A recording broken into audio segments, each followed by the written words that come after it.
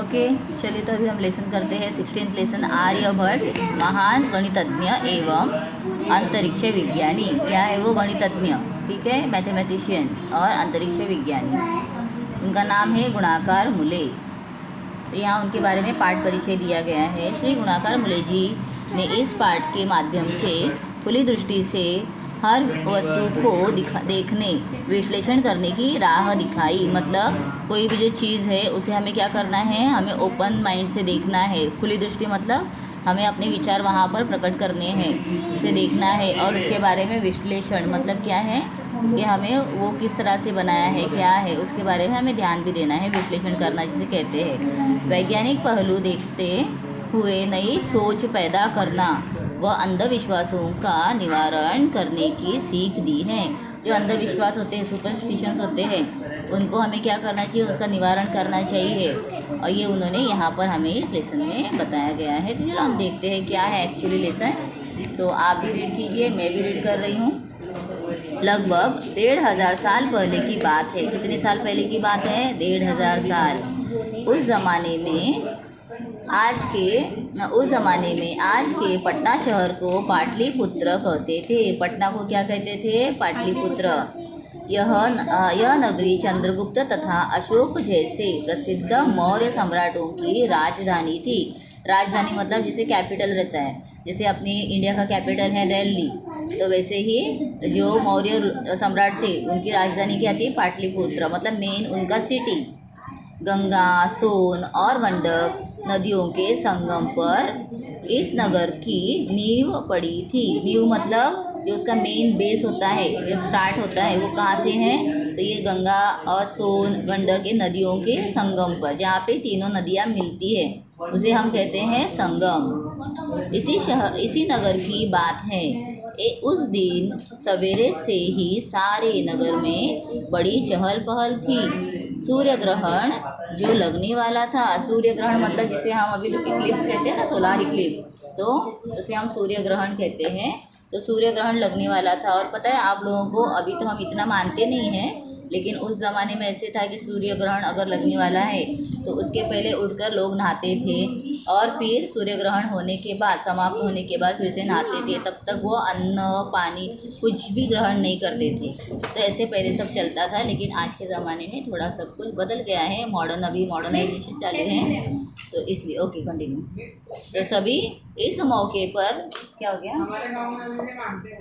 अभी बाद में मुझे एक्सप्लेन करना, मैं लेसन एक्सप्लेन कर रही हूँ। तू क्या पढ़ रहा है? पर संगम में डुबकी, सॉरी यहाँ से स्टार्ट करते हैं। सभी उस मौके पर संगम में डुबकी लगाने के लिए वहाँ एकत्र हुए थे। एकत्र होना मतलब सब एक साथ आना। ब्राह्मणों और पुरोहितों की मौज थी। तो ब्राह्मण जो है वो, पुरोहित मतलब जो मंदिर में पूजा करने वाले जो भट जी रहते हैं, वो उनकी मौज थी। कथावाचक कथा सुना रहे थे कि कैसे राहु नामक राक्षस सूर्य देवता को निगल जाता है और तब ग्रहण लगता है। तो पहले ऐसी मान्यता थी कि जब ग्रहण लगता है दैट मीन्स क्या हो रहा है, जब वहाँ पर ना सूर्य दिखाई नहीं देता है। तो अभी तो हमें पता है कि सूर्य दिखाई देता नहीं है, मतलब उसके बीच में क्या आ जाता है, चंद्र आ गया है और सूर्य हाइड हो गया है, क्योंकि अभी हमने पूरा साइंस पढ़ा हुआ है।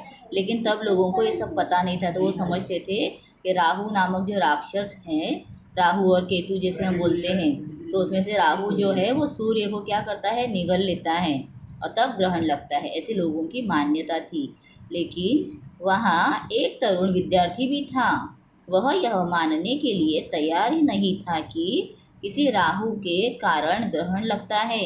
वह साधारण विद्यार्थी नहीं था, वह करीब 20 साल का तरुण पंडित था। तो वो कोई ऐसा छोटा वाला बच्चा नहीं था, वो एक तरुण था, मतलब एक यंग था, यूथ था, 20 साल का। उसके विचार क्रांतिकारी थे। वह आँख मूंद कर शास्त्रों की पुरानी दकियानुसी बातें मतलब जो भी ऐसे बकवास करते हैं ना, वो बातें मानने को तैयार नहीं था। इसीलिए जब तब अपने सही विचार सुना देता, और उसे जब पसंद नहीं आता तो वो ना सोचता नहीं था कि यहाँ पर पुरोहित है या पंडित है तो मैं कैसे बताऊँ। वो उसके मन में जो आता था वो तुरंत ही बता देता था। देन पुराणपंथी लोग उसके तर्कों से तिलमिला जाते थे। और पुराणपंथी जो लोग हैं मतलब जो शास्त्रों को मानने वाले, उनको क्या होता था, तो उसकी बातें ना जब पसंद नहीं आती थी उसके, वो तिलमिला जाना मतलब वो गुस्सा करते थे उस पर।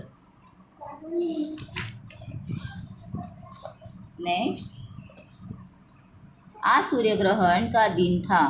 वह बड़े यकीन के साथ अपने साथ के विद्यार्थियों को समझा रहा था। पृथ्वी की छाया जब चंद्र पर पड़ती है तो चंद्र ग्रहण होता है। पृथ्वी की छाया मतलब पृथ्वी का शैडो जब आता है वो, तब चंद्र ग्रहण होता है। और इसी प्रकार चांद जब पृथ्वी और सूर्य के बीच आता है और सूर्य को ढक लेता है, तब सूर्य ग्रहण होता है। देखो, 1500 साल पहले उस बालक को, उस युवक को ये सब बातें पता थी। आज भी ऐसा ही होने वाला है। कोई राहु सूर्य को निगलता है, यह बात मनगढ़ंत है। तो ये मनगढ़ंत मतलब सोची समझी ऐसी बात रहती है ना, जिससे कुछ भी बोला जाता है, ऐसी बात है ये। आर्यभट्ट अश्मक प्रदेश के से पाटलिपुत्र आए थे। कहाँ से आए थे वो? आर्यपुत्र अश्मक प्रदेश से पाटलिपुत्र में आए थे। इसीलिए बाद में लोग उन्हें अश्मकाचार्य के नाम से जानने लगे। फिर उनका नाम क्या हुआ? अश्मकाचार्य जानने लगे। यहाँ आने का उनका असली उद्देश्य था अपने नए विचारों का प्रचार करके लोगों के अंधविश्वास को दूर करना। और लोगों का अंधविश्वास जो है उसे दूर करने के उद्देश्य से, मतलब पर्पस उनका क्या था कि लोगों में जो भी अंधविश्वास है उसे दूर किया जाए। आर्यभट्ट हमारे देश के पहले ज्योतिषी थे।